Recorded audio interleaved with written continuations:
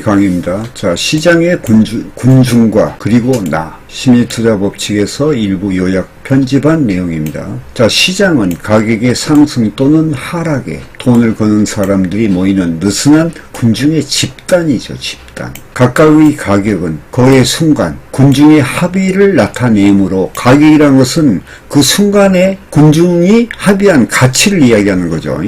모든 트레이더는 사실상 앞으로 군중의 심리가 어떨지에 돈을 거는 셈입니다. 결론은 그렇죠. 자, 시장에 모인 군중은 중립에서 낙관주의 혹은 낙관주의는 매수를 이야기하고 혹은 비판주의는 매도를 이야기하죠. 그리고 향후 희망과 공포 사이를 오간다. 그 때문에 대부분 트레이딩이 군중의 감정과 생각, 행위에 좌우되며 자신이 세운 트레이딩 계획을 지키지 못한다. 시장에서 황수와 고음이 전투를 벌이면 매수와 매도죠. 일면식도 없는 낯선 사람들의 행동에 따라 내 투자 자본의 가치가 오르내린다. 시장은 통제할 수 없다. 내가 결정할 수 있는 건 이게 중요하죠. 언제 진입하고 언제 빠져나오느냐. 진입과 청산이죠. 트레이딩에 진입할 때 트레이더 대부분은 신경쇠하고 상태가 된다. 근데 신경쇠하고 상태가 되면요, 뭐 그런 것도 있겠죠. 예, 그런데 그러면은 트레이딩을 좀 쉬어야 됩니다. 그러든가 그만두시든가. 시장의 군중에 합류한 뒤에는 감정 때문에 판단이 흐려진다.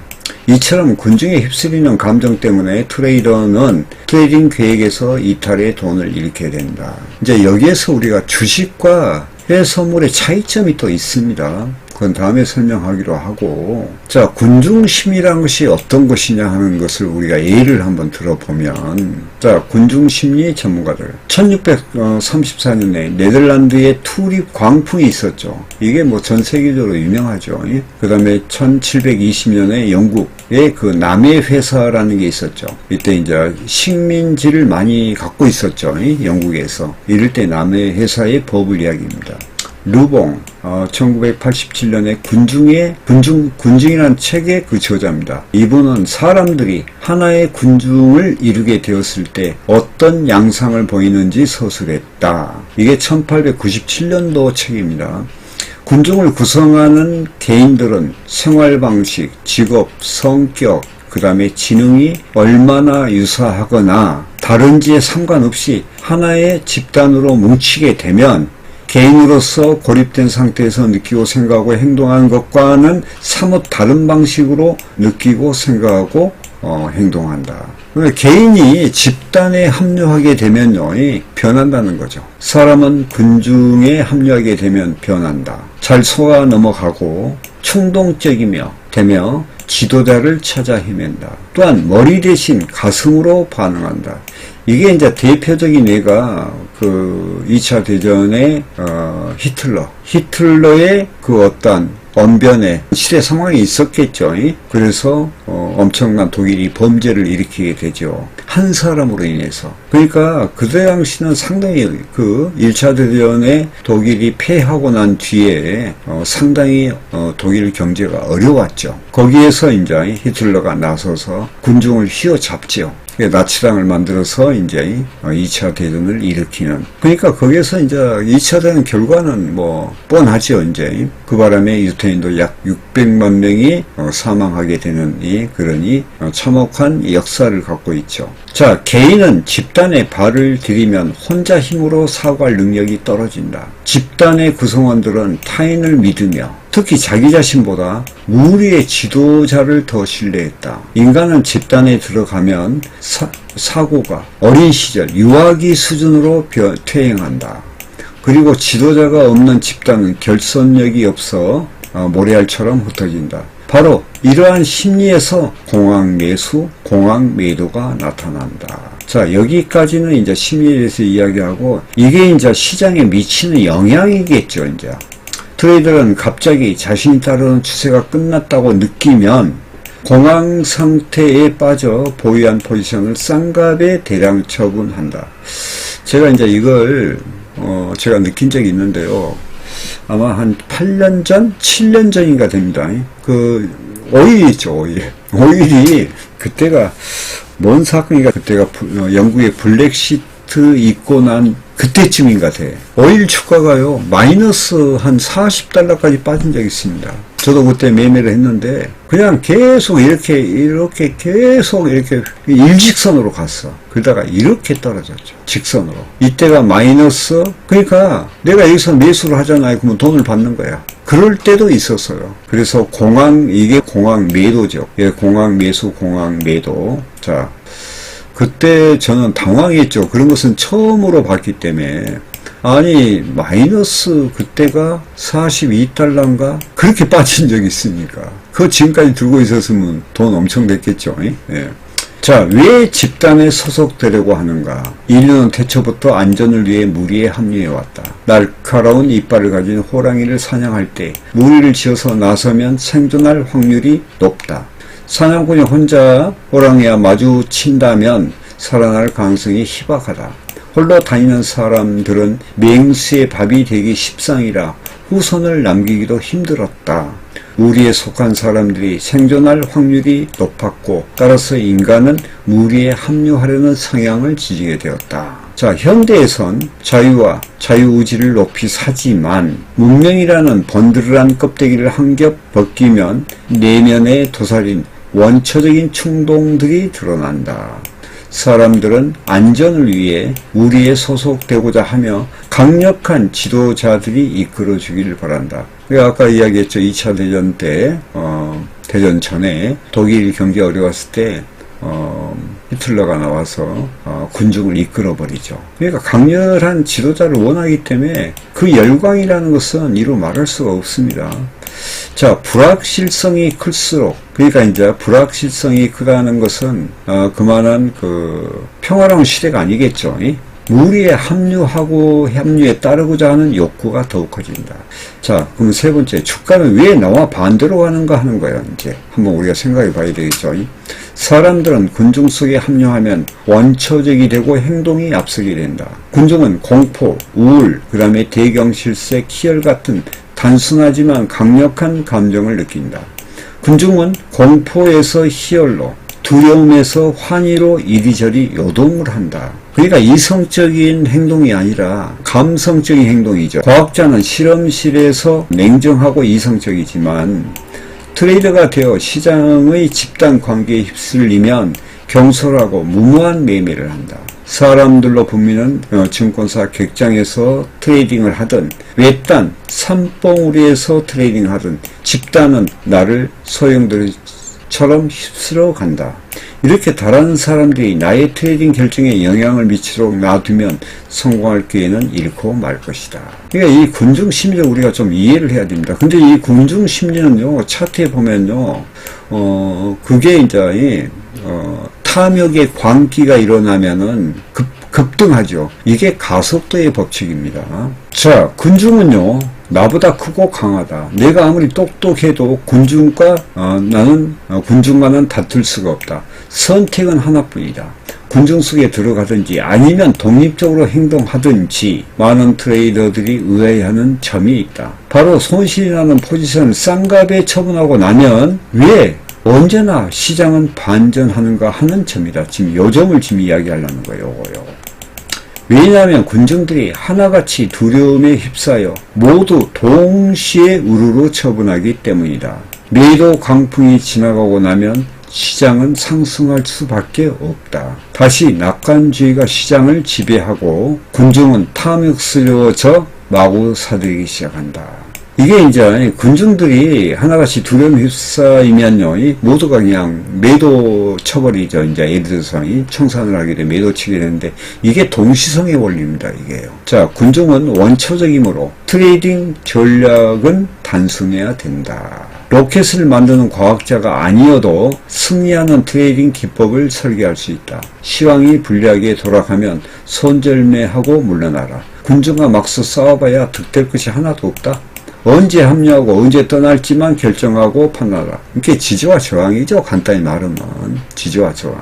인간은 중압감에 시달리면 본능적으로 독립성을 포기해버리는 경향이 있다. 트레이딩에 착수할 때면 항상 객관적인 신호를 무시하고 타인을 모방하려는 욕구가 생긴다. 그게 남에게 이제 의지하는 거야, 의지. 따라서 트레이딩 시스템과 거래 기법이죠. 자금 관리 규칙을 만들고 그대로 지켜야 한다. 트레이딩 시스템과 자금 관리 규칙은 거래 기법과 자금 관리 규칙은 트레이딩에 진입해 군중의 이론이 되기 전에, 진입하기 전에 만든 합리적이고 개인적인 판단들이다. 그러니까 우리가 트레이딩 하기 전에요, 이미 내가 그래서 핵심 패턴이 시나리오를 만든다는 그 이야기는 이미 들어갈 때 우리가 진입에 합당한 근거, 청산의 근거, 이런 것을 앞, 뒤를 보고 향후 어떻게 될 것이다. 단기간은 우리가 예측할 수가 있거든. 뭐 한 달, 두 달은 예측을 못한다 치더라도 지금 당장 1시간 뒤, 2시간 뒤에 우리가 예측할 수가 있습니다. 그럴 때는 우리가, 정말하면은 자금 관리 규칙 만들고, 그 다음에 어떠한 손실 제한 주문 같은 거 이런 것도 만들면서 안전망을 만들면서 우리가 트레이딩에 임해야 되겠죠. 자, 시장을 이끌어가는 것은 무엇인가? 시장의 우두머리는 가격이다. 시장의 군중을 이끄는 것은 가격이다. 그래서 가격이 리더입니다. 리더. 전 세계 트레이더들이 시장의 업틱, 다운틱을 본다. 가격이 트레이딩에게 이렇게 말하는 것 같다. 가격이요. 나를 따르라. 그러면 내가 너희를 보물섬으로 인도하리라. 트레이더들은 대개 자신이 독립적으로 사고하고 행동한다고 생각한다. 이게 중요하죠. 자신이 집단 지도자의 행위에 얼마나 집중하고 있는지 깨닫지 못하는 것이다. 집단 지도자의 행위라는 것이 뭐예요? 행위. 집단 지도자. 집단의 지금 현재 우리 트레이딩 세계에서는 가격이죠, 가격. 집단의 지도자가. 이게 가격이에요, 사실. 행위에 얼마나 집중하고 있는지 깨닫지 못하는 것이다. 감정에 휩싸이게 되면 포지션을 정리하라고 지시하는 객관적인 신호를 무시하기 십상이다. 손실을 인정하고 손실하는 포지션을 정리하는 것이 합리적인 행동이다. 그러나 감정에 휘둘린 트레이더는 이런 합리적인 행동 대신에 시장에 저항하기도 하고 그 다음에 적당히 타협하기도 하고 시장의 자비를 구하기도 한다. 그러니까 이제 인간이 어떻게 보면 이기적이죠. 그래서 저도 이제 트레이딩 하면서 믿는 자나 안 믿는 자나 기도 안 한 사람이 없어요. 하나님도 참 입장이 난처해. 둘 똑같이 예를 들어서 믿는 사람이 하나는 매수고 하나는 매도야. 그러면 다 기도를 했어. 둘 다. 한쪽은 매수로 한쪽은 매도로. 그러면 하나님 입장에서 난처하겠잖아요, 이게. 그러면 하나님이 뭐라 하겠어요? 이거 난 모르겠다 하지. 그래서 우스운 이야기인 것 같은데요. 절대적으로 트레이딩 하면서 기도하지 마세요. 그게 좋은 것이 아니야.